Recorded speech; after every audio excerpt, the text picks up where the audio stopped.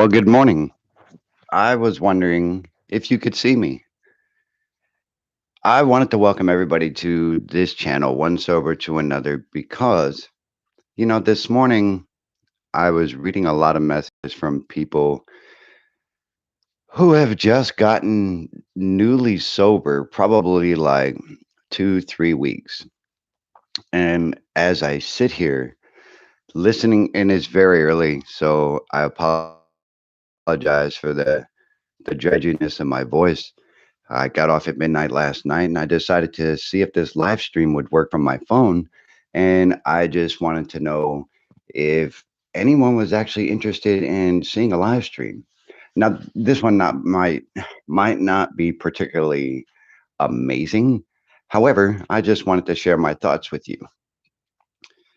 So after watching a bunch of people get drunk last night at my job, and they all had to be up at 7 in the morning to go back to where they came from.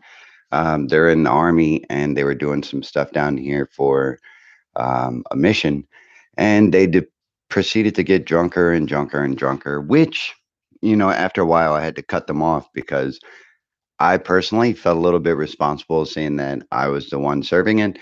And next, because I used to be in the army, so I know what it's like to have to go back and pack your bags and get on the bus and go back to where you came from and not be drunk.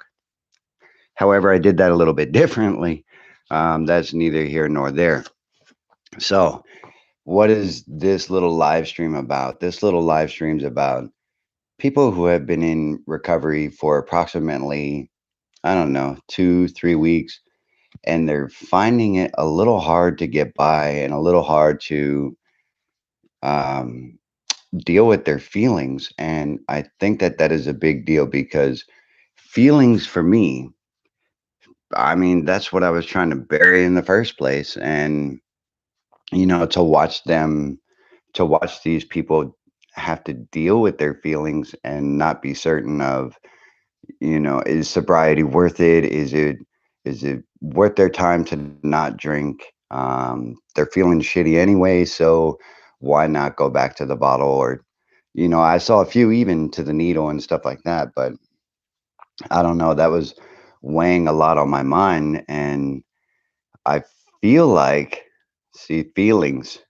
And if anybody is out there and anybody is watching, if you can hear this audio, give a little thumbs up just so that I know that the audio is working because that's always a big deal. And for me, I'm tech retarded, I'm tech retarded, and sometimes I tend to mess it up a little bit. Anyway, back to the feelings, right? Coping with your feelings and coping with new strategies in order to, I don't know, I guess you can call it navigating your sobriety. Some people just don't want to wait for the effort. I know that, for me, I wanted everything instantly. I wanted instant gratification. And that's what my drinking was really about, is that instant numb out the feeling, the instant get rid of the creditors calling, the instant get rid of, oh shit, my car is going to be repossessed. I don't care. To get rid of the feelings that are going on and to get rid of, everything that is happening. I thought that perhaps if that was the case and I could drink it away, then I've done my job for the day. I'm holding my microphone because I broke that junk, and I broke it when I was actually trying to shoot a video. I pulled it off my collar and everything else. And here it sits. So as I see, nobody's entered the chat or anything like that, but I will keep spieling along and deliver my thoughts of, I don't know, just watching people new in sobriety, right? It was an interesting thing reading these messages.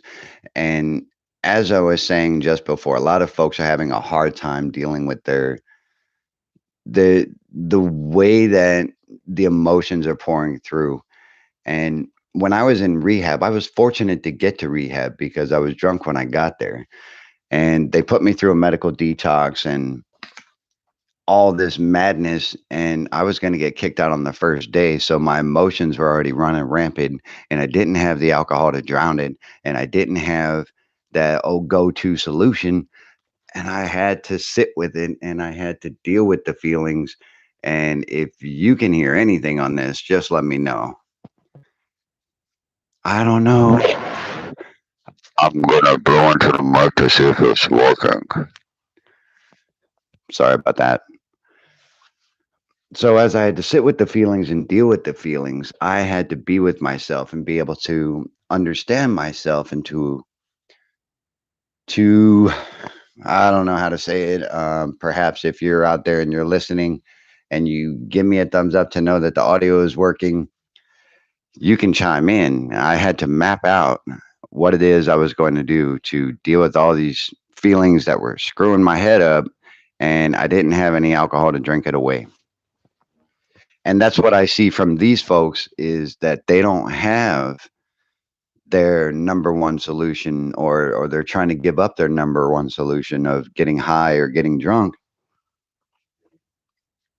and it's just not working with them having to sit with it. What I say to you guys is learn to deal with your feelings. It might suck. It's gonna suck. It's gonna hurt. It's gonna be crushing. It's gonna mess with your head. It's gonna mess with everything that you do from that point on, unless you learn to deal with what is going on. And I'm not trying to preach or anything.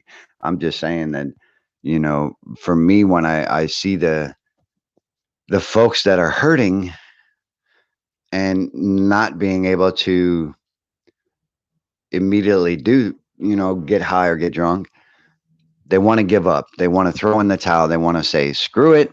This sobriety thing ain't working. And I might as well just say, fuck it. And sorry for the F bomb, but that's what I think. Is it too early? 2, 3 weeks without alcohol or drugs to say, screw it?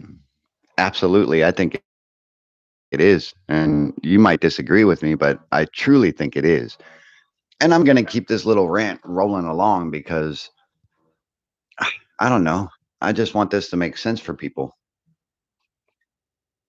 I was looking at a friend of mine, his video yesterday, and I noticed that he's a little bit more happy, and I noticed that he's able to process things a little bit better. Things have been unfolding for him the longer he's been without drugs, and I think that that's great. And you know, I think that he's able to deal with the hard times because that's what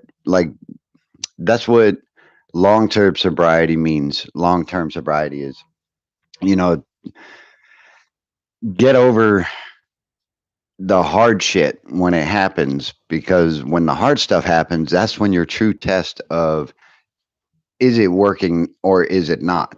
And I mean, I know you guys don't want to hear it, but Alcoholics Anonymous was my lifesaver. And if I didn't have those people to talk to when I was dealing with the hard stuff, and when I was trying to process those insatiable feelings and the ones that, drove me drunk in the first place, I wouldn't be sitting here today and listening to the noise of a house being built onto mine that, or onto my family's house, that I'm hearing right now. And you might be hearing some of the drilling too. I don't know. You tell me. Do I wish things were a little bit different? And you know what? I don't. I don't wish things were different, and I don't wish things were, my way, because if they were my way, I'd be drunk right now. And if they were my way, I'd be back in the States spending my VA loan and likely drunk. And that's really, I mean, shit, my way wasn't working. So, and that's what I want to stress to those people new in recovery. My way wasn't working, so I got to do something new. I have to make changes that are going to be better for my life. And that may include or not include, you know, having to deal with those feelings. A lot of it is having to deal with those feelings, and I just like totally rambled that. But it's, I mean, I hope you get it. I'm gonna see if I can change this mic real quick. So just bear with me. If anybody is in there, if anybody is listening, feel free to chime in and tell me what you think. I'm not certain if this is working, but I'm going to try to find it.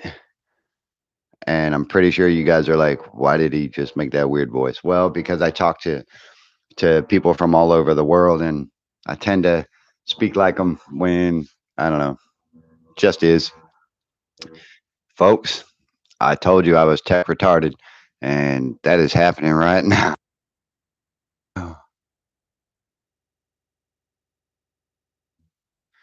Can anybody hear me? All right. Well, anyway, so if you can hear me and you have chimed in, drop a like so that I know somebody's there. And as I can tell so far, nobody's there, which is okay. I'll just keep mumbling on. And so those things were happening in my life to where I had to deal with them. And I had to deal with the, I guess you could call it trauma. I guess you could call it negative self talk. Not certain. I'm going to try to unplug this mic. Is that a little bit gooder? Or is that about the same? That's not awesome. So that I don't think it's working. Oh no.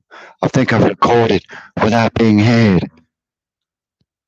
All right, so anyway, what I'm trying to get at is that I had to deal with all those traumatic feelings of my past and everything else, and I had to deal with all the things that were not making sense in my life and why why they hurt me in the first place. So I guess that's what I'm trying to say is why did I feel like my life was going to end on an instant like burn? And I keep looking at the little mic um, log thing level, and I'm having a hard time speaking, but that's okay.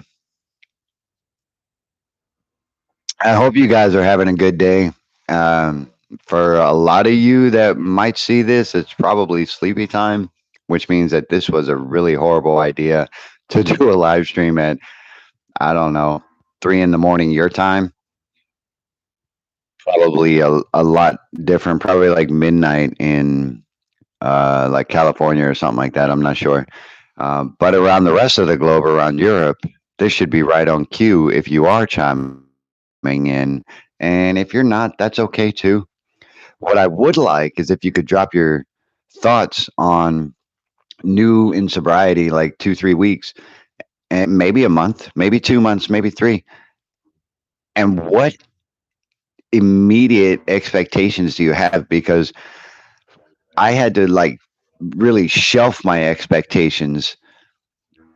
I don't know if you know this, but in alcoholism and in addiction, our expectations are huge. And if somebody doesn't meet them, we just cut them out of our lives. And that's pretty much what I would have done when I got sober if I didn't just shelf those expectations and I was able to go in with an open mind and an open heart and be able to share instead of just dominating conversations and saying I'm the one who matters, I'm the one that's now, I'm important, you're not, I don't care what you say. So what about your feelings? So what about all these things that are negative or messing you up? If I went in like that, then there's no damn way I'd be sober right now. And as a matter of fact, if I approach my day that is so selfish and so self-centered, then I'm not going to be able to maintain my sobriety and recovery. And that's what I want to stress to you guys is if you're a month, if you're a couple weeks, if you're even 6 months in recovery, drop your expectations. Drop your expectations and watch what happens on a normal basis. Watch what happens when you are able to experience the present and be in the moment that you're in versus the one that you want it to be. I don't know. Tell me what you think in the little chat box there. I know there are no viewers right now, and that's all right. So I'm going to wrap this up because I don't want it to be too long of a rumble where everybody's like, I'm not watching this bull crap. So you guys have a good day. Let me know, please, how I can make this channel better for you because I am trying to, I don't know. I don't want to be selfish about it at all because that's not what I created this channel for. But I did create it for you guys. And the only way that I can measure its success is to know what you want and to know if this channel is working for you and to know how I can make it better. Please just let me know. And if you want to see a live stream, please give me a timeline gap so that way I can actually shoot these when it's valuable for you and when you're able to check it out. I hope you guys have a good day. I I don't know. It's been fun. Hopefully this audio works. We'll find out in a little while. Love you guys. Life is a garden. Dig it and have a good day. Boom.